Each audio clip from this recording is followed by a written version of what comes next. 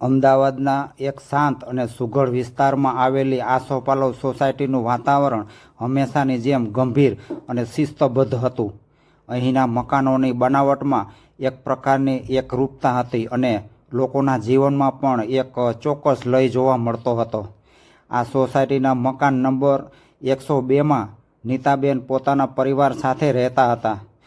40ની ઉંમરે પહોંચેલા નીતાબેન દેખાવે સૌમ્ય અને સ્વભાવે અત્યંત શાંત હતા. તેમના દિવસની શરૂઆત સવારે 5 વાગ્યાના એલાર્મ સાથે થઈ જતી હતી. રસોડામાં ગેસની પ્લેટ સળગાવવાથી લઈને રાત્રે ઘરના બધા સભ્યો સૂઈ જાય ત્યાં સુધી તેમની આંગળીઓ સતત કાર્યરત રહેતી હતી. તેમના 2 સંતાનો આર્યન અને ઈશા અત્યારે હાઈસ્કૂલમાં અભ્યાસ કરતા હતા. બાળકોના ટિફિન તૈયાર કરવા, તેમના કપડાં પ્રેસ કરવા અને તેમના અભ્યાસમાં કોઈ કચાશ ન રહી જાય તેની ચિંતા કરવામાં નીતાબેનનો આખો દિવસ ક્યાં પસાર થઈ જતો તેની તેમને ખુદને ખબર પડતી નહોતી. તેમના પતિ રમેશભાઈ એક જાણીતી પ્રાઇવેટ કંપનીમાં સિનિયર મેનેજર તરીકે ફરજ બજાવતા હતા. રમેશભાઈ સ્વભાવે સારા હતા, પરંતુ તેમના કામનું ભારણ એટલું બધું વધારે હતું કે તેઓ ઘરે આવ્યા પછી પણ ઓફિસના ઈમેલ અને ફોન મેસેજમાં જ વ્યસ્ત રહેતા હતા. ઘરની આર્થિક સ્થિતિ ઘણી સારી હતી અને ભૌતિક સુખ સુવિધાઓની કોઈ કમી નહોતી. છતાં પણ નીતાબેનના મનમાં ક્યાંક ને ક્યાંક એક ખાલીપો ઘર કરી રહ્યો હતો.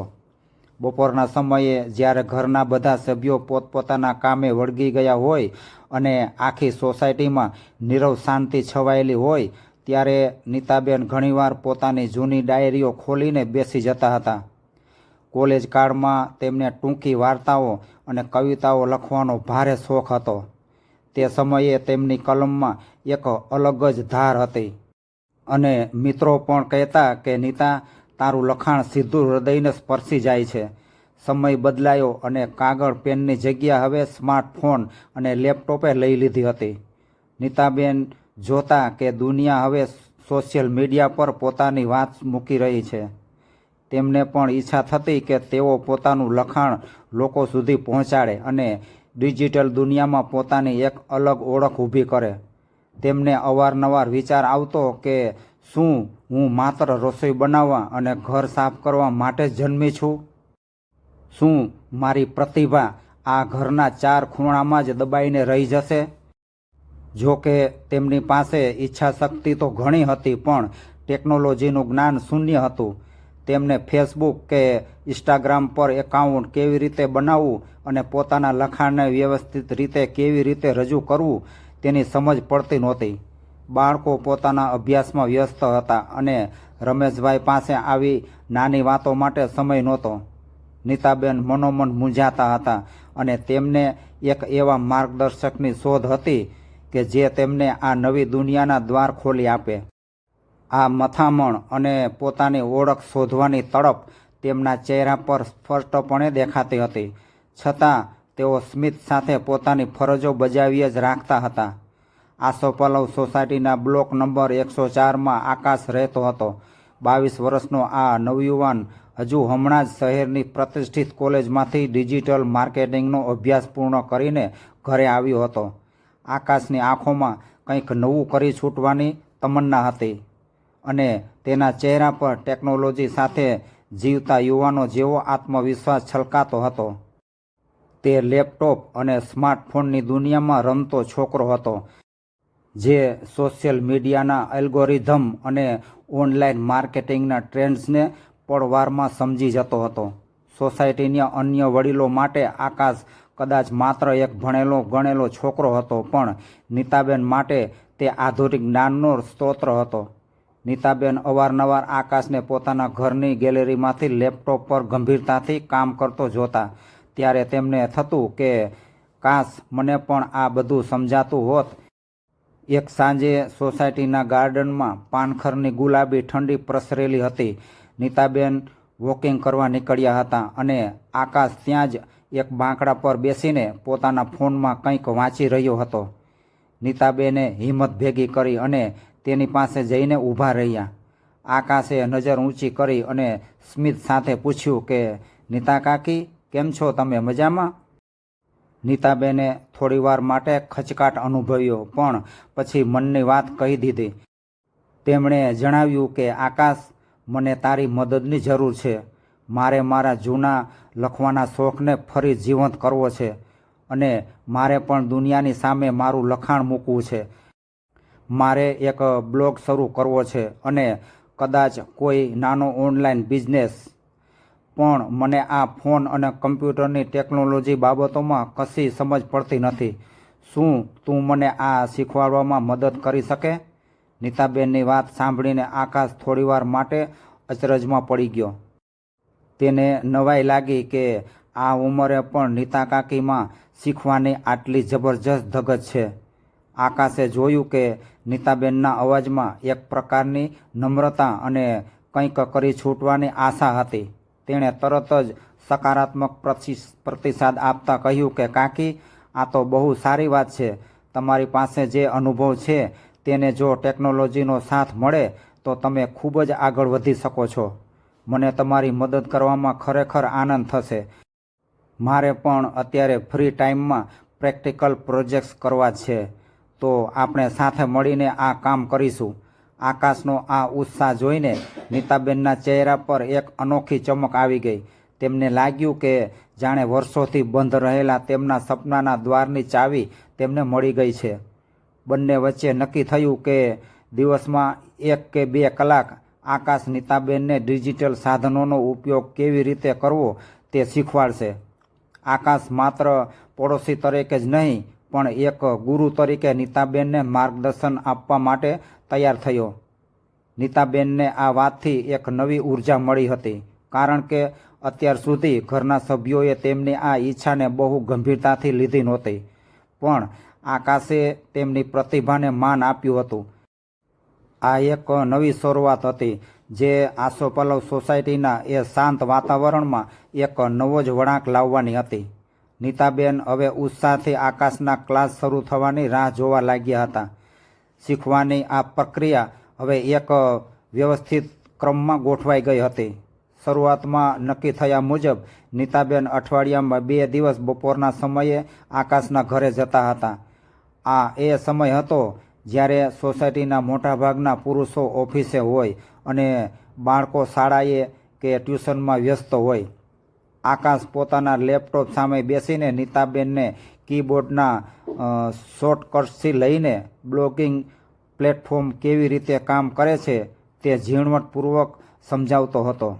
નીતાબેન એક નાની ડાયરી લઈને બેસતા અને આકાશ જે નવી એપ્લિકેશન કે માર્કેટિંગના પેતરા બતાવે તેની નોંધ કરતા હતા. ડિજિટલ માર્કેટિંગની દુનિયા તેમના માટે સાવ અજાણી હતી, પણ આકાશની ધીરજ અદ્ભુત હતી. તે એક સ્ટેપ વારંવાર સમજાવતો જ્યાં સુધી નીતાબેનના ચહેરા પર સંતોષનું સ્મિત ન દેખાય. આકાશ માટે પણ આ અનુભવ આંખ ઉઘાડનારો હતો. જેમ જેમ નીતાબેન પોતાની જૂની કવિતાઓ અને લેખો કમ્પ્યુટર પર ટાઈપ કરવા ગયા, તેમ તેમ આકાશ દંગ રહી ગયો. તેણે જોયું કે નીતાબેન પાસે શબ્દોનું જે ભાથું હતું અને જે રીતે તેઓ સામાજિક વિષયો પર લખતા હતા તે આજના યુગના કન્ટેન્ટ રાઇટર્સ કરતાં ક્યાંય ચડિયાતું હતું. તેમની અંદર એક એવી સર્જનાત્મકતા છુપાયેલી હતી કે જે વર્ષો સુધી રસોડાના ધુમાડામાં અને ઘરની જવાબદારીઓની 4 દિવાલોમાં ગૂંગળાઈ રહી હતી. આકાશે તેમને પ્રોત્સાહન આપ્યું કે કાકી, તમારા વિચારોમાં જે ઊંડાણ છે તે લોકોને ખૂબ જ ગમશે. બસ આપણે તેને યોગ્ય રીતે પેક કરીને ડિજિટલ પ્લેટફોર્મ પર મૂકવાનું છે. જો કે સોસાયટીનું વાતાવરણ જેટલું શાંત દેખાતું હતું તેટલું હતું નહીં. જ્યારે નીતાબેન નિયમિતપણે આકાશના ઘરે જવા લાગ્યા ત્યારે સોસાયટીની અન્ય સ્ત્રીઓમાં અને ઓટલે બેસતા વડીલોમાં ધીમી ગણગણાટ શરૂ થઈ ગઈ હતી. લોકો આ દ્રશ્યને પોતાની સંકુચિત માનસિકતાના ચશ્માથી જોવા લાગ્યા હતા. કોઈ કહેતું કે આ ઉંમરે નીતાબેનને વળી શું શીખવાનું બાકી રહી ગયું હશે, તો કોઈ વળી આકાશ અને તેમની વચ્ચેના આ સંબંધ વિશે અણછજતી વાતો કરતું હતું. પડોશીઓના મનમાં એ સવાલ ઉઠતો હતો કે એક 40 વર્ષની પરિણીત સ્ત્રી અને 22 વર્ષનો યુવાન આ રીતે કલાકો સુધી એકાંતમાં શું કરતા હશે. અફવાઓ ધીમે ધીમે સોસાયટીની ગલીઓમાં વહેતી થઈ ગઈ, પણ નીતાબેન આ તમામ નકારાત્મકતાથી સાવ અજાણ હતા. તેમનું સંપૂર્ણ ધ્યાન માત્ર પોતાના લક્ષ્ય પર જ હતું. તેમને તો બસ એ વાતનો આનંદ હતો કે હવે તેઓ પોતાની ઓળખ બનાવી રહ્યા છે. આકાશે પણ સોસાયટીના લોકોના ત્રાંસી નજરે જોવાની નોંધ લીધી હતી, પણ તેને નીતાબેનના ઈરાદાઓ પર પૂરો ભરોસો હતો. તેણે જોયું કે નીતાબેન જ્યારે કંઈક નવું શીખતા ત્યારે તેમના ચહેરા પર જે તેજ આવતું તે તેજ કોઈ પણ નકામી અફવાથી મોટું હતું. નીતાબેન માટે આકાશ માત્ર એક શિક્ષક નહોતો, પણ એક એવો સાથી હતો જેણે તેમની ખોવાયેલી આત્મશ્રદ્ધા પાછી અપાવી હતી. આ શીખવાની સફર હવે માત્ર ટેકનોલોજી પૂરતી મર્યાદિત ન રહેતા એક સ્ત્રીના આત્મસન્માનની લડાઈ બની રહી હતી. સોસાયટીમાં વાતાવરણ થોડું તંગ હતું અને નીતાબેન વિશેની અફવાઓ ધીમે ધીમે રસોડાના ગપ્પામાંથી બહાર આવીને ચોરા સુધી પહોંચી ગઈ હતી. રમેશભાઈના કાન સુધી પણ કેટલીક વાતો ગઈ હતી, જેના કારણે ઘરમાં પણ એક પ્રકારની શાંતિ છવાયેલી રહેતી હતી. બરાબર આ જ સમયે સોસાયટીના રજત જયંતિ મહોત્સવનું આયોજન કરવાનું આવ્યું. સોસાયટીના 25 વર્ષ પૂરા થવાના હોવાથી એક ભવ્ય સાંસ્કૃતિક કાર્યક્રમ અને સ્નેહ મિલન રાખવાનું નક્કી થયું હતું. પરંતુ સમસ્યા એ હતી કે ફંડની અછત હતી અને આટલી મોટી ઇવેન્ટ મેનેજમેન્ટ કરવા માટે કોઈ જવાબદારી લેવા તૈયાર નહોતું. સોસાયટીના સેક્રેટરી પણ ચિંતામાં હતા કે જો યોગ્ય રીતે આયોજન નહીં થાય તો સોસાયટીની આબરૂ જશે. આ તકને નીતાબેન અને આકાશે ઝડપી લીધી. તેમણે કમિટી સામે જઈને પ્રસ્તાવ મૂક્યો કે તેઓ આખી ઇવેન્ટનું ડિજિટલ પ્રમોશન કરશે અને સ્પોન્સરશિપ પણ મેળવી આપશે. શરૂઆતમાં તો વડીલોને લાગ્યું કે આ તે વળી કેવું ડિજિટલ પ્રમોશન, પણ નીતાબેનના આત્મવિશ્વાસ સામે કોઈ કશું બોલી શક્યું નહીં. આકાશે ટેકનિકલ પાસું સંભળાવ્યું અને નીતાબેને પોતાની કલમનો જાદુ ચલાવ્યો. તેમણે સોસાયટીની યાદોને વણી લેતા ભાવુક વિડીયો મેસેજ બનાવ્યા અને સ્થાનિક વેપારીઓ સુધી પહોંચવા માટે આકર્ષક બિઝનેસ પ્રમોશન તૈયાર કર્યા. આકાશે આ બધું સોશિયલ મીડિયા પર એવી રીતે ફેલાવ્યું કે જોત જોતામાં શહેરની મોટી બ્રાન્ડ્સ આ ઇવેન્ટ સાથે જોડાવા તૈયાર થઈ ગઈ. નીતાબેન કે જેઓ અત્યાર સુધી માત્ર ઘરના કામમાં વ્યસ્ત દેખાતા હતા, તેઓ હવે પ્રોફેશનલ મીટિંગ્સ કરતા અને ફોન પર સ્પોન્સર સાથે વાત કરતા જોવા મળ્યા. જે લોકો તેમની પાછળ વાતો કરતા હતા તેઓ હવે અચરજથી આ બધું જોઈ રહ્યા હતા. ઇવેન્ટ માટે એટલું ફંડ એકઠું થયું કે સોસાયટીના ઇતિહાસમાં ક્યારેય આવું ભવ્ય આયોજન થયું નહોતું. આખા પખવાડિયા દરમિયાન નીતાબેન અને આકાશે રાત દિવસ એક કરીને કામ કર્યું હતું અને તેમની મહેનત ઇવેન્ટના દિવસે ઝળકી ઉઠી હતી. ફંક્શનનો દિવસ આવ્યો ત્યારે સોસાયટીનો કોમન પ્લોટ રોશનીથી ઝળહળી રહ્યો હતો. શહેરના મોટા મોટા નામી મહેમાનો હાજર હતા અને સ્ટેજ પરથી જ્યારે નીતાબેનનું નામ બોલાવવામાં આવ્યું ત્યારે આખી સોસાયટીમાં સન્નાટો છવાઈ ગયો. નીતાબેન માઇક પાસે ગયા અને ખૂબ જ સ્પષ્ટ અને મક્કમ અવાજમાં બોલવાનું શરૂ કર્યું. તેમણે પોતાની સફર વિશે વાત કરતાં કહ્યું કે લોકોના મનમાં ઘણી શંકાઓ હતી, પણ મારે તો માત્ર મારી ખોવાયેલી ઓળખ પાછી મેળવવી હતી. તેમણે આકાશ તરફ ઇશારો કરતાં કહ્યું કે આ છોકરો મારો ગુરુ છે, જેણે મને અંધકારમાંથી બહાર કાઢી છે. તેમણે ઉમેર્યું કે એક માતા જ્યારે બાળકો અને ઘરની જવાબદારી પૂરી કરે છે ત્યારે તેમની પોતાની ઈચ્છાઓ મરી નથી જતી, પણ તે માત્ર કોઈના સાથની રાહ જોતી હોય છે. જ્યારે એક માતાને સાચું માર્ગદર્શન અને ટેકનોલોજીનો સાથ મળે છે ત્યારે તે ફરીથી પોતાની પાંખો ફેલાવીને આકાશમાં ઉડી શકે છે. નીતાબેનના આ શબ્દો સાંભળીને જે લોકો નિંદા કરતા હતા તેમની આંખો નીચી થઈ ગઈ અને આખી સોસાયટી તાળીઓના ગડગડાટથી ગુંજી ઉઠી. રમેશભાઈ અને બાળકો પણ ગર્વથી નીતાબેન સામે જોઈ રહ્યા હતા, કારણ કે આજે તેમણે નીતાબેનમાં એક ગૃહિણી નહીં પણ એક સશક્ત મહિલાના દર્શન કર્યા હતા.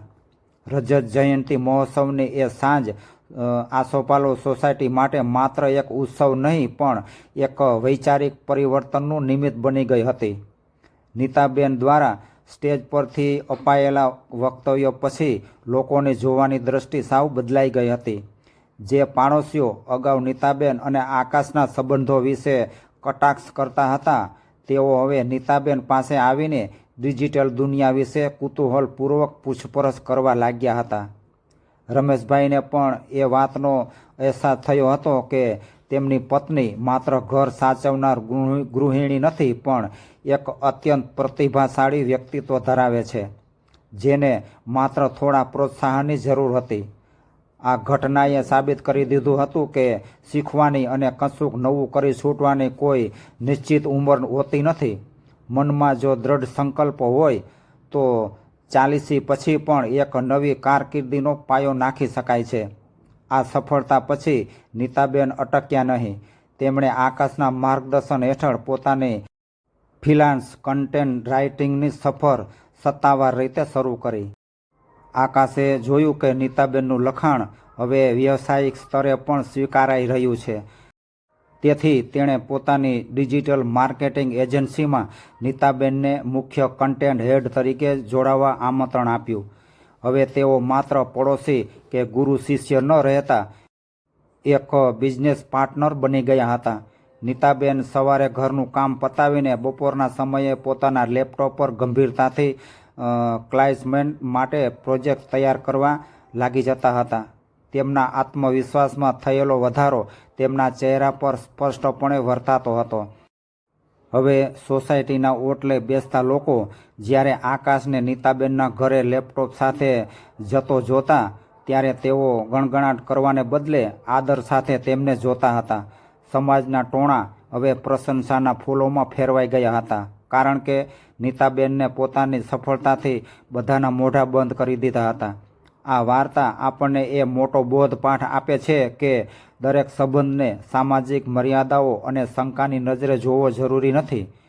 ક્યારેક બે પેઢી વચ્ચેનું આ અંતર જ્ઞાનના આદાન પ્રદાનનું એક સુંદર માધ્યમ બની શકે છે. આકાશે એક યુવાન તરીકે નીતાબેનની ક્ષમતાને ઓળખી અને નીતાબેને એક માતા અને વડીલ હોવા છતાં નાના છોકરા પાસેથી શીખવામાં કોઈ નાનપ અનુભવી નહીં. મર્યાદામાં રહીને કરેલી સખત મહેનત અને હૃદયનો સાચો ઈરાદો હંમેશા મનુષ્યને સફળતાના શિખરે પહોંચાડે છે. નીતાબેનની આ સફર આસોપાલવ સોસાયટીની અન્ય સ્ત્રીઓ માટે પણ પ્રેરણા સ્ત્રોત બની ગઈ હતી, જેઓ હવે પોતાના દબાયેલા સપનાઓને બહાર લાવવા માટે હિંમત કરી રહી હતી. એક સામાન્ય ગૃહિણીમાંથી સફળ બિઝનેસ વુમન બનવાની આ સફર આજે પણ એ સોસાયટીમાં ગર્વ સાથે યાદ કરવામાં આવે છે. મિત્રો, તમારા ફ્રેન્ડ સર્કલ અને પરિવારજનો સાથે આ વાર્તા શેર કરો. શું ખબર, તમારા એક શેરથી કોઈ અન્ય નીતાબેનને પણ પોતાની પાંખો ફેલાવવાની પ્રેરણા મળી જાય. આભાર. જય શ્રી કૃષ્ણ.